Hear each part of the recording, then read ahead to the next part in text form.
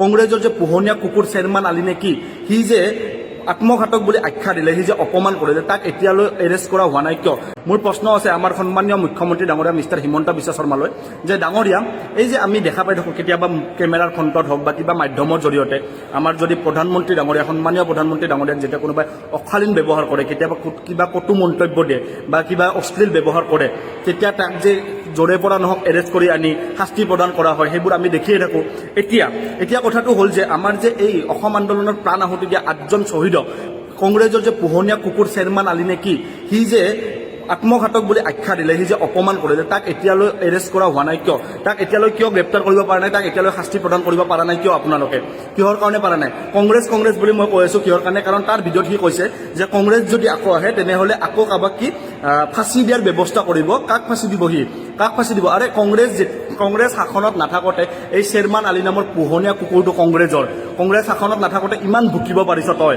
Direct কৈছোঁ chairman Ali নে কি? কংগ্ৰেছ শাসনত নাথাকোঁতে ইমান ভুকিব পাৰিছ আৰু কংগ্ৰেছ শাসনত আহিলে তই যে কামুৰিব নাহিবি, কি কথা আছে? আৰু মোৰ একদম চিধা পোনপটীয়া প্ৰশ্ন আমাৰ মুখ্যমন্ত্ৰী ডাঙৰীয়ালৈ যে আপোনালোকে তাক এতিয়ালৈ এৰেষ্ট কৰিব পৰা নাই কিয়? আৰু তাক আপোনালোকে অতি সোনকালে এৰেষ্ট কৰি পিনে শাস্তি প্ৰদান কৰক। অকল এৰেষ্ট কৰিলে নহ'ব, গ্ৰেপ্তাৰ কৰি সেই দালালকেইটাক এৰি দিয়াৰ দৰে এৰি দিলে নহ'ব, গ্ৰেপ্তাৰ কৰক আৰু শাস্তি প্ৰদান কৰক। আৰু আপোনালোকে যদি শাস্তি প্ৰদান কৰিব নোৱাৰে তেনেহ'লে আমি যদি সন্মুখত পাওঁ আমি পিছত শাস্তি প্ৰদান কৰি দিম, তাৰপিছত আমাক শাস্তি প্ৰদান কৰি থাকিব আপোনালোকে, তাতে আমাৰ ক'বলগীয়া একো নাই। আমি কিন্তু সন্মুখত পালে শাস্তি প্ৰদান কৰি দিম, চিধা কথা। সি ইমান সেই কংগ্ৰেছৰ সেই পোহনীয়া কুকুৰ এটাই, সেই চেয়াৰমেন আলী নেকি, সি ক'ত ইমান সাহস পালে যে অসম আন্দোলনত প্ৰাণ আহুতি দিয়া শ্বহীদকেইটাক সি আত্মঘাতক আখ্যা দিব? ইমান সাহস ক'ত পালে সি? অসমত থাকি অসম আন্দোলনত অসমত থাকি অসমত প্ৰাণ আহুতি দিয়া, অসমৰ বাবে প্ৰাণ আহুতি দিয়া অসমৰ সেই শ্বহীদকেইটাক আত্মঘাতক বুলি আখ্যা দিবলৈ আজি সাহস পাইছে? ক'ত পালে ইমান সাহস?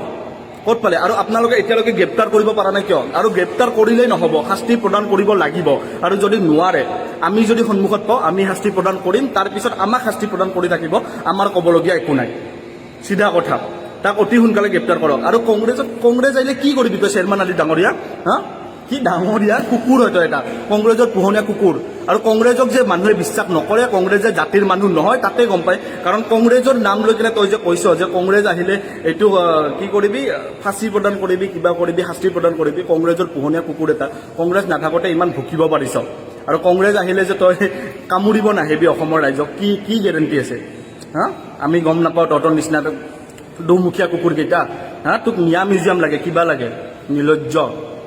কংগ্ৰেছৰ এই পোহনীয়া কুকুৰটোক কৈ দিছোঁ চিধা, তাক যদি শাস্তি প্ৰদান যদি চৰকাৰ নকৰে, আমি যদি সন্মুখত পাওঁ আমি শাস্তি প্ৰদান কৰিম, তাৰপিছত আমাক শাস্তি প্ৰদান কৰি থাকিব, আমি খাতিৰ নকৰোঁ।